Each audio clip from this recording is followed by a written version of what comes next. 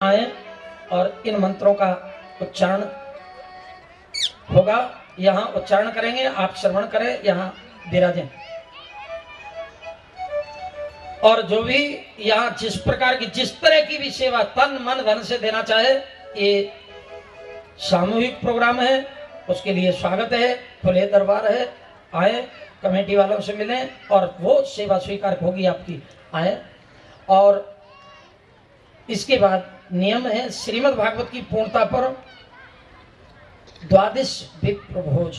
अब आपको भागवत की बात बता रहा हूं, मैं आपकी मान्यता की बात नहीं कह रहा हूं। भागवत की पूर्णता के लिए 12 ब्राह्मण का भोज होता है। कितने का? 12 ब्राह्मण का। ज्यादा करोगे तो मने थोड़ी करेंगे, आपका चकाचक भंडारा रहे, लेकिन 12 ब्राह्मणों को पहले जिमा कर उनको दक्षिणा दें, आचार्य को ससम्मान दक्षिणा देकर उनके धाम तक विदा करें, बची हुई सामग्री को गंगा में विसर्जन करें, लक्ष्मी गणेश को घर लेके जाएं, संपूर्ण देवताओं को गच्छ गच्छ कह के विदा करें और कहें प्रभु बड़ी कृपा की, निर्विघ्न यज्ञ संपन्न हुआ, अब फिर कभी समय होगा तो फिर आह्वान करूंगा। बस यही कहकर इसकी पूर्णता है। मेरा केवल 6 अध्याय में वर्णित ये यहाँ महात्मा की कथा यहाँ पूर्णता को प्राप्त होती है। अब प्रथम स्कंद से कल भागवत जी की कथा का शुभारंभ होगा।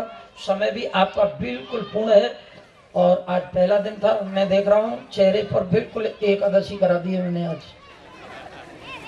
और कुछ लोग बिल्कुल एकादशी बैठी हैं, बोले महाराज कब छुट्टी दे और कब प्रेशर कुकर खुले। राधे बोलो सर।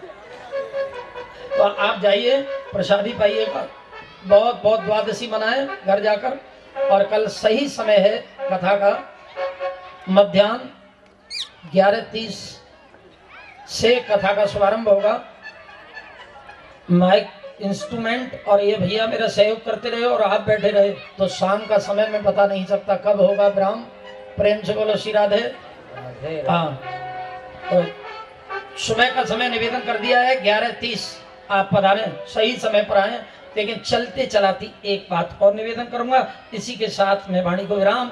और एक बार हरि नाम का उच्चारण करें और चलने वाली आज का मूल मंत्र आपको देकर विदा करूंगा। उसको बस सुमिरन करते रहिएगा, करते रहिएगा, करते रहिएगा। सुबह आंख खुलेगी तो प्रभु का नाम मिलेगा आपको। आए, एक बार प्रभु का नाम। राधे राधे कृष्ण राधे राधे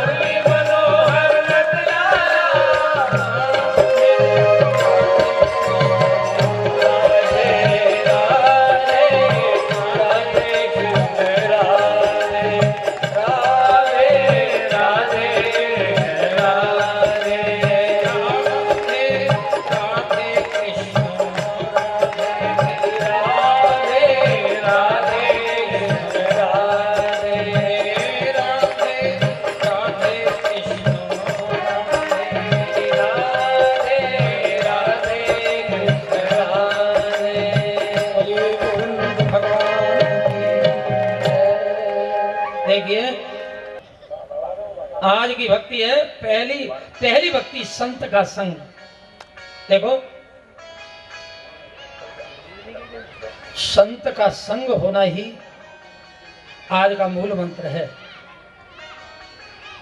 एक गांव में एक वयोवृद्ध बुढ़िया अम्मा रहती थी। एक दृष्टांत सत्संग के ये प्रथम भगवती के ऊपर एक छोटा सा दृष्टांत निवेदन करके वाणी को विराम दूंगा। एक गांव में वयोवृद्ध एक माता, जिसकी रही होगी 90-95 वर्ष की उम्र, वयोवृद्ध थी, लेकिन उसके एक पोता था, नहीं, उसके बेटा और बहू की उम्र 60 से ऊपर हो गई, लेकिन कोई संतान नहीं थी उसके। बुढ़िया अम्मा के मन में एक विचार रहता था, बोले हे दीन बंधु दीनानाथ, मैंने तेरी कभी कोई नाम लिया हो, आराधन किया हो, तेरी शरण में कभी मैं गई हूं, और तेरे नाम के प्रताप से, तेरे मेरे भजन से कुछ भी लाभ मिले तो मुझे एक पोता दे दे, प्रार्थना करती रहती।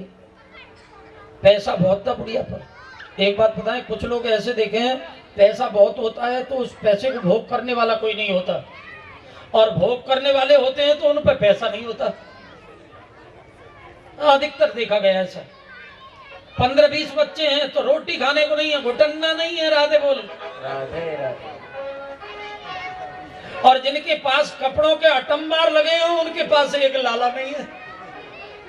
बड़ी विचित्र लीला है, ठाकुर जी की लीला है।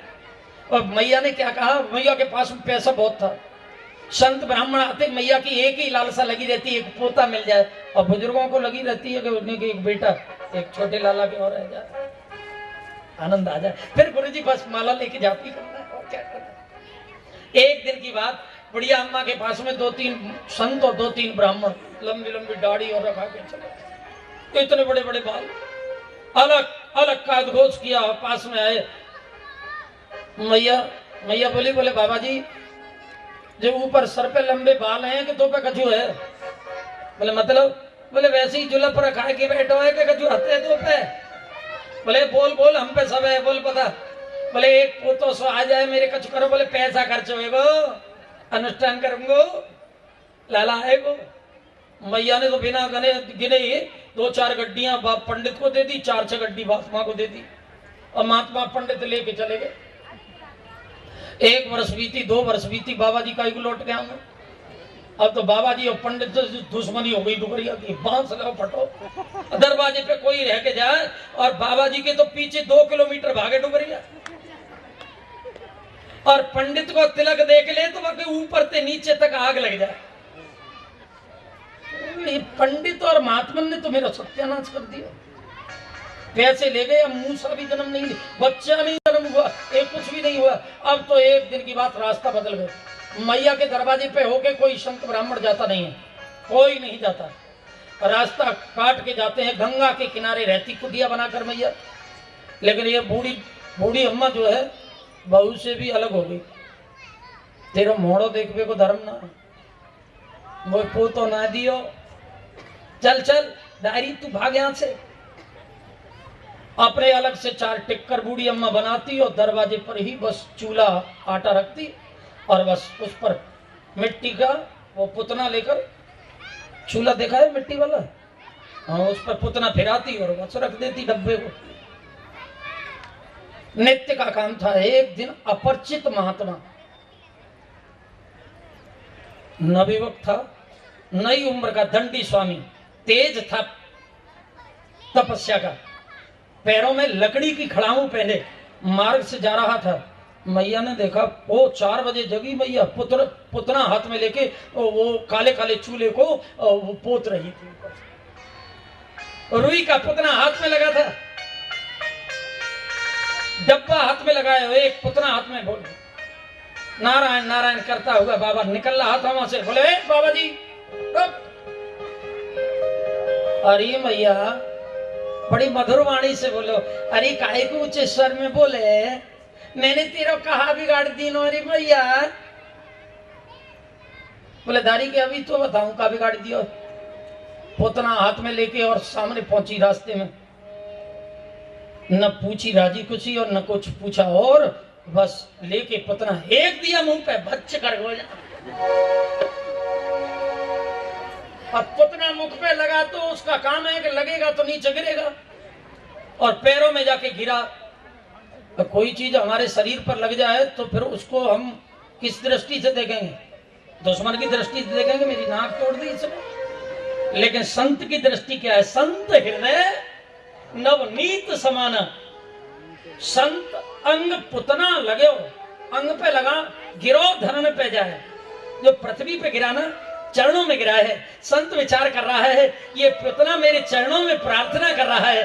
बोले दुनिया को पार लगाते हो बाबा जी, मैं कब तक काले चूल्हे पे चलूंगा, मेरा भी कल्याण कर दो ना बाबा। तो पुतना बाबा जी ने उठाया, हाथ में ले लिया।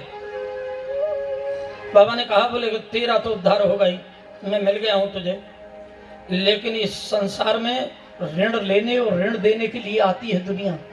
तेरी अम्मा मुझे तूने कुछ तो दिया है। क्या दिया है अम्मा ने?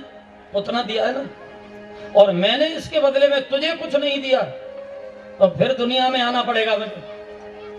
बहुत सुंदर बोला। ए मैया सुन,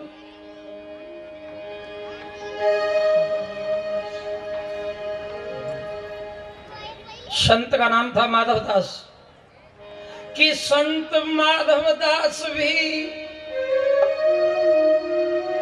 बदला तुझी को देगा, तुझे बदला देके जाएगा। और पुतना दिया है तूने, ये पुतना दिया है तूने, जनाती तुझे मिल।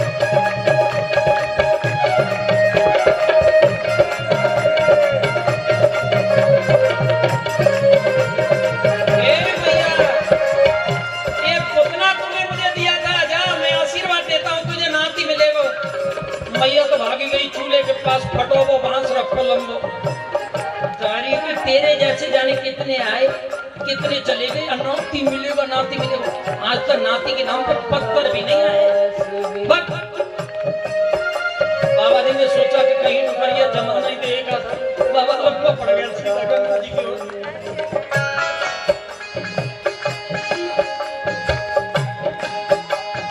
नाती तुझे मिले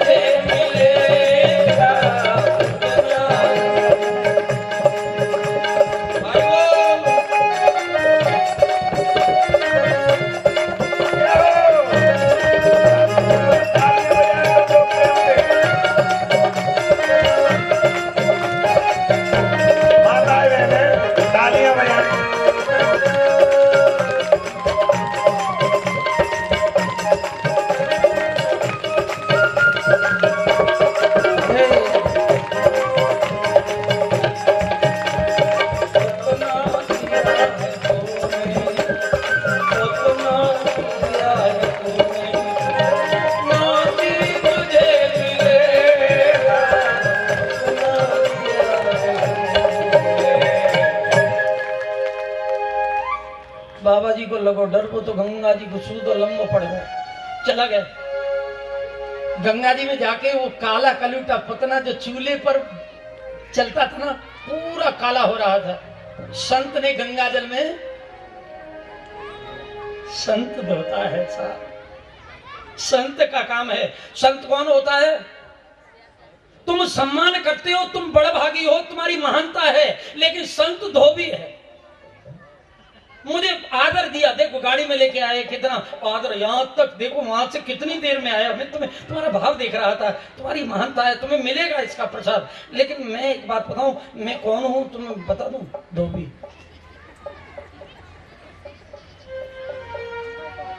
आया हूं अहमदाबाद में, जिससे साफ कराना हो करा लेना प्यारे। वृंदावन से बिहारी ने डिटर्जेंट भेजा है, साबुन भेजा है मेरे साथ। ज्ञान रूपी ये ज्ञान भक्ति और वैराग्य की ये त्रिवेणी का डिटर्जेंट मैं साथ लेकर आया हूं। भागवत डिटर्जेंट है साहब, और गुरु धोबी होता है।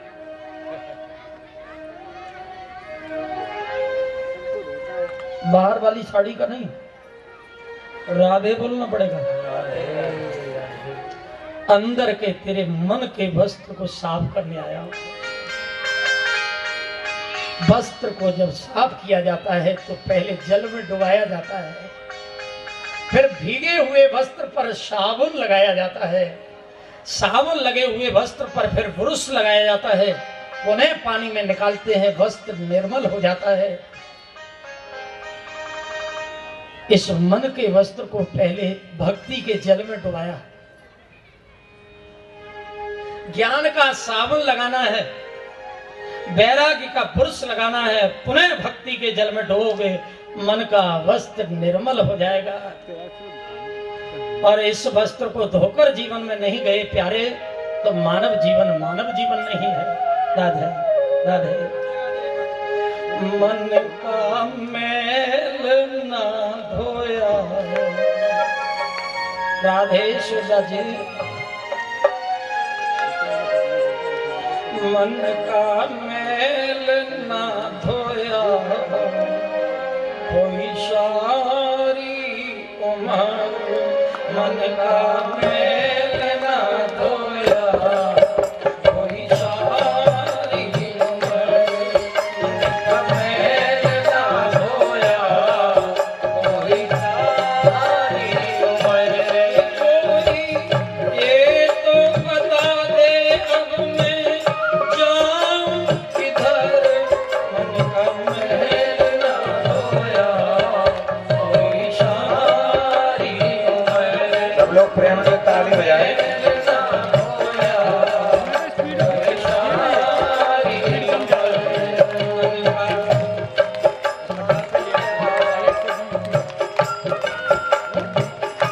भाई बहनों,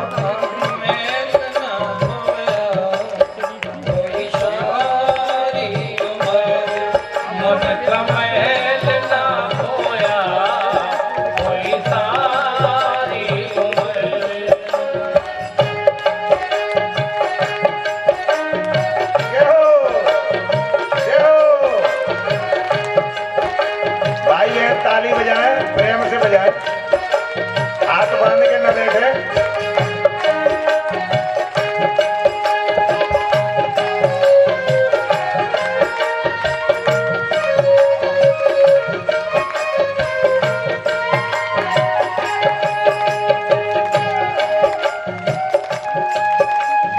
मल धोता है साहब। गंदगी के वस्त्र को साफ करने के लिए संत तैयार बैठा है, लेकिन शरण में जाना पड़ेगा ऐसे संत की में। तरीका साफ करवाने का, वस्त्र कैसे साफ होगा तरीका बताया। पहले गुरु का शरणा है, फिर हरि नाम सुमिरना है। पहले गुरु की शरणा है, फिर हरि नाम सुमिरना है।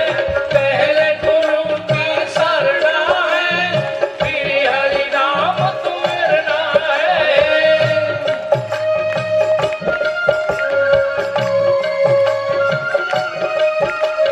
किसको कैसे मरना है, किसको कैसे मरना है, नहीं खबर। मन का मैल ना धोया, कोई सारी राधे राधे। मैल ना धोया, कोई सारी उमर। मैल ना धोया, कोई सारी उमर।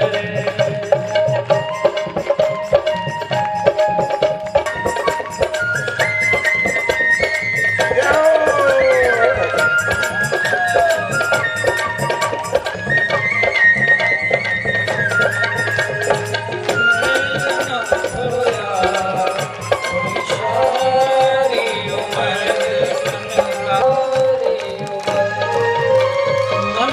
वस्त्र का मैल काटने के लिए डिटर्जेंट कहाँ? गुरु की शरणागति। धोबी के पास जाना पड़ेगा, गुरु धोबी मिले, वो जाकर साबुन लगाएगा। लेकिन गुरु सावन देता है, नाम देता है, और उसकी शरण में जीव न जाए तो गुरु का दोष क्या है? होता क्या है? देखिए, कोई न भजन में ध्यान मेरा, सबसे बड़ा अभिमान मेरा। कोई न भजन में ध्यान मेरा, सबसे बड़ा अभिमान मेरा। कोई न भजन में ध्यान मेरा, सबसे बड़ा अभिमान मेरा। कैसे हो कल्याण मेरा, कैसे हो कल्याण मेरा। लंबा सफर मन का हुआ, कोई सारी उम्र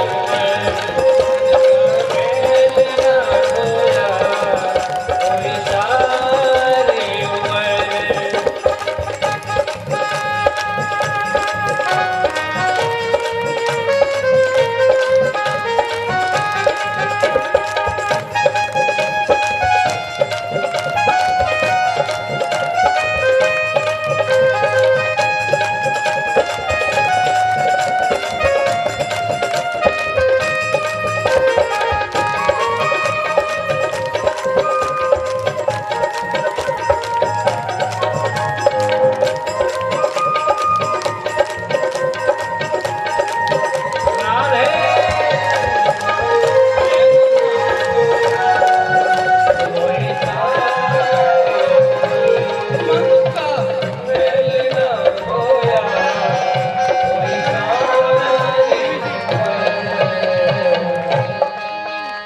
अंदर के मैल को धो दे। संत का यही कार्य है। संत धोबी है, जगत के मन के वस्त्र को साफ करने का धोबी। गंगा जल में धोकर निर्मल बनाया, सारी गंदगी कालिक छूट गई और स्वयं पुतना अपने आप को देखने लगा। कौन? पुतना। कि तब पुतना निज बदन लखी, करन लग्या गुणगान। काशी का में है गयो, धन्य संत भगवान। धन्य है सतपुरुषों का, धन्य है सतपुरुषों का संग। धन्य है सतपुरुषों का संग। धन्य है सतपुरुषों का संग। बदल दे आजीवन का रंग, बदल दे आजीवन का रंग। धन्य है सतपुरुषों का संग। धन्य है सच्चे और संतों का संग। संगति अगर करे तो संतों की करे। एक बात और बताएं, जगत की संगति करने जैसी नहीं। गीता में भगवान कहते हैं, संगात संजायते कामः। जगत का संग करोगे तो क्या मिलेगा? काम। और संत का संग कर लोगे तो क्या मिलेगा? राम। फैसला तेरे हाथ में है। राम चाहता है या काम चाहता है? जगत के संग से काम उत्पन्न होगा, संत के संगति से राम जी मिल जाएगा। इसलिए यहाँ अब तो एक दिन गया, 2 दिन गए, 4 दिन गए, वर्ष बीते। एक दिन माता जी के पास सूचना आई। बहू रानी बोली कि मुझे तो ऐसा लगता है माता जी। बोले कैसा लगता है? राधे राधे। मैं सगर्भा हो गई हूँ। 6 ऋतु पूरी हुई, बहू ने एक सर्वांग सुंदर बेटे को जन्म दिया। कहाँ? अधेड़ उम्र पर जाके बहू के एक लाला भयो। बधाई हो, बधाई हो, बधाई हो। आहा, सारे गांव की, नगर की स्त्रियां मंगल गीत गाने के लिए बधाई लेकर आई। कोई वस्त्र लेकर आ रही है, कोई उपहार लेकर आई, गिफ्ट लेकर आ रही है। ओहो, चले आ रहे हैं सब लोग। अरे देखो तो सही, इस बुढ़िया अम्मा के यहाँ लाला भयो है। लेकिन वो बैठी बैठी देहली पर हाथ सर पर रख के रो रही थी। कौन? सारे जीवन जिस माता ने पोते के लिए पलक पामड़े बिछाकर, नेत्र बिछाकर राह देखी, मेरे लाला आएगा, लाला आएगा, पोता आएगा, वो आज सर पर हाथ रख के रो रही है। क्यों रो रही है? इसे तो हंसना चाहिए ना, आज जीवन का फल मिल गया इसे। लेकिन इस हम उम्र की माता जी अंदर आई, बोले जिज्जी काहे को रोत? राधे भैया, अरे क्यों रो रही हो? तुम्हें रोने का कारण क्या? तुम्हें पोते की खुशी नहीं हुई? और रोने लगी। बोले खुशी की बात करती हो? बहुत खुशी हुई है मुझे, लेकिन आज जितनी खुशी हुई है उतनी वेदना मेरे हृदय में है। आज मेरे पोते आने की इतनी खुशी नहीं है जितनी उस संत की याद करके मुझे दुख हो रहा है।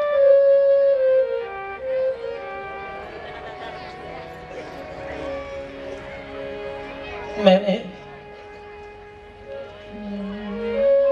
पुतना दियो न प्रेम सो, वो पुतना भी मैंने दिया था, आपको भाव से दिया था उस बाबा जी को, क्रोध में आके दिया था। अगर वो भी प्रेम से दे दिया होता तो मेरे हृदय में आज वेदना नहीं होती। पुतना दियो न प्रेम सो रिश्वत दीनियो मार, मैंने तो गुस्सा से मारा, रिश्व में मारा उसे। ताप पुण्य के प्रताप से मेरे लाला खेले द्वार, उस पुण्य के प्रभाव से आज मेरे यहाँ पोता आ गया, लाला आ गया, मेरे यहाँ पोते का जन्म हुआ है।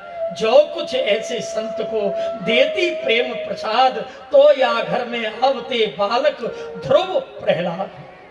मेरे घर में आज ध्रुव और प्रहलाद जैसे पुत्र आता जो प्रेम से प्रसाद देती।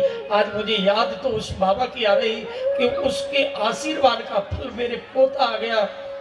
उस बाबा को मैं पहचानने चूक गई, मैं पहचानने। कभी कभी गलती कर जाते हैं हम लोग, कभी कालनेम को हनुमान और हनुमान को कालनेम मान लेते हैं। इसलिए कभी कालनेम के पास में चूक मत जाना, और कभी हनुमान को देखकर भी मन चूकना। संत शीतल पलाता है, इसलिए कहा है